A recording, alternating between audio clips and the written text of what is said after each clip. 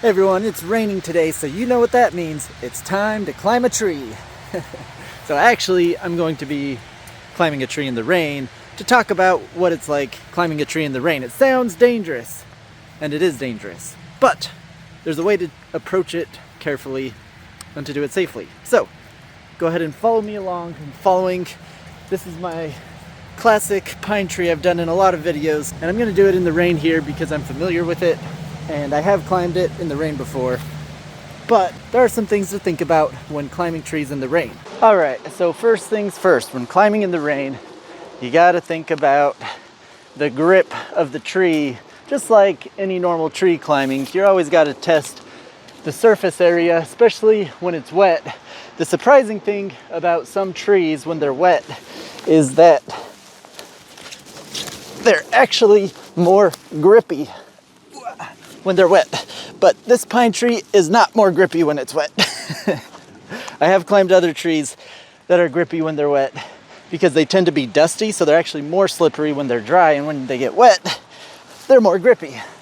But what I like about climbing barefoot in the rain is, one, I don't get soggy shoes, and two, well, my feet actually grip pretty well in the rain with wetness. It's almost like our feet and hands were adapted to do stuff like this. It's pretty cool. So anyways, when climbing in the rain, after you know your surface areas, if it's slippery, kind of know what that level is, because the less friction there is, if you do slip and have to catch yourself, the less chance you have of being able to catch yourself because you're just gonna slip again. So you do wanna climb much more carefully. So every time I'm planting my hand or my foot, I'm feeling it out. I'm feeling the texture, my balance on the tree, because if my balance is off, then my foot can slip. So I'm trying to stay centered on the branches, both while pulling and pushing, going up and down. All right.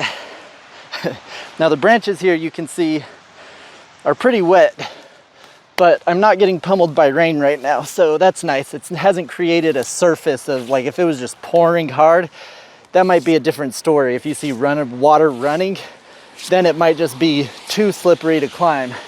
And at that point, you just gotta call it and say, I'm not gonna climb this tree.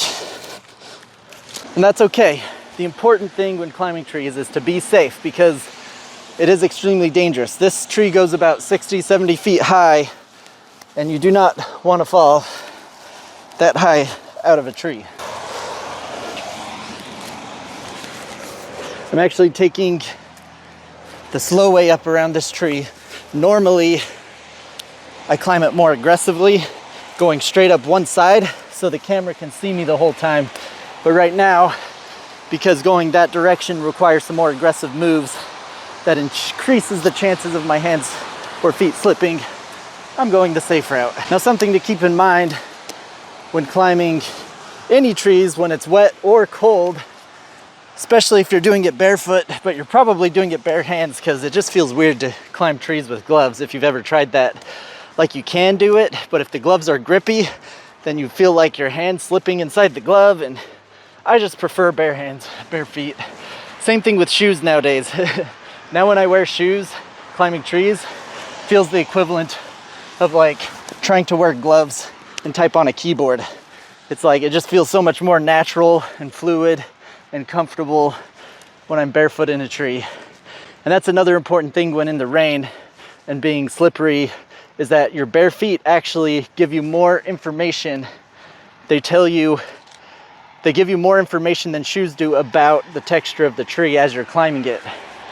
So if I'm planting my foot somewhere on a wet spot, maybe a mossy wet spot, and my foot just slips, I can feel that it's gonna be slippery before I put all my weight on it. Whereas with shoes, I'm putting my weight on it and then feeling that it's slippery. So you're more likely to slip unexpectedly when you're wearing shoes. Yeah, some shoes will be grippier than your feet in some trees, but I've found bare feet are the best all-arounders when it comes to just general grip for just about every type of tree. Unless you got like spikes on or something, then that's a whole different story, but then you're damaging the tree, and hopefully you're only doing that if you're taking down the tree, as a professional arborist or a ninja. If you're a ninja assassinating people who deserve it, then I guess that's a whole nother story we can get into another time. Anyways, I'm almost at the top here. Now that we're getting these smaller branches, it feels a lot more comfortable. On these bigger ones, it's just like I can't fully wrap my hand around it, so I'm kind of relying on just, you know, having a good hold, good placement. But these smaller ones, even if they're slippery, I can just grip them real tight. Makes it easier. All right, almost at the top here. And then we can chill out. Oh yeah, something I got sidetracked from. I was talking about doing it bare feet when it's cold.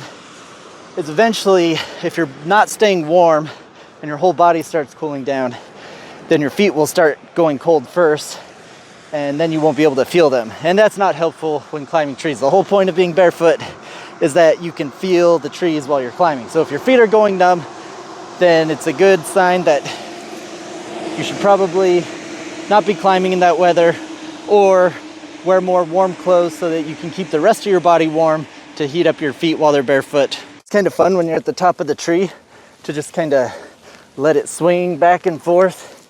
It'll really give you a sense of vertigo if you have a fear of heights. And so if it's something you're trying to work through, it's nice to just like be in a moving tree and just try and learn to relax in that spot and enjoy it. Going down, same principles as climbing down any tree. Take your time, get your footing before you commit to anything. Watch out for dead branches and spikes that you can jam your feet on or your hands. I get lots of cuts in trees because I'm not paying close enough attention, and I will scrape my hand on something like this or my foot.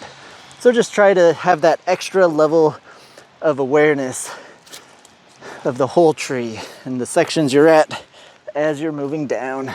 So normally I would grab this branch while I'm going down and just use this as my main support and feel pretty comfortable. But because of the wetness right now, I'm not just gonna fling myself down. I'm gonna actually shift my weight down to this branch,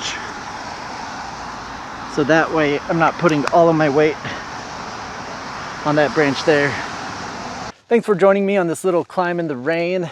Let me know if you enjoy these types of videos. I know these videos aren't popular. I make them anyways just because I enjoy doing them, but I think it could be a movement in today's age where everyone's just like distracted by their phones and modern society and all the crazy things happening in the world. Imagine if you just took a minute to go out into nature or a park, climb a tree, push yourself a little bit, be safe, be careful, you know, but get out of your comfort zone. Whew, it does some things for you. And I think more people could find that there's something cool about it. Not for everybody, for sure. Not everyone needs to go out and climb trees. It's dangerous. Some people will hurt themselves climbing trees. But I know there's some of you out there who, if you tried it, you'd be like, yo, there's something to this. So anyways, that's all I got for you. But yeah, if you do like these videos, let me know in the comments. You know, give it a little traction, get it out there just a little bit. You know, find our little community of tree climbers and nature parkour enthusiasts. And thanks for watching.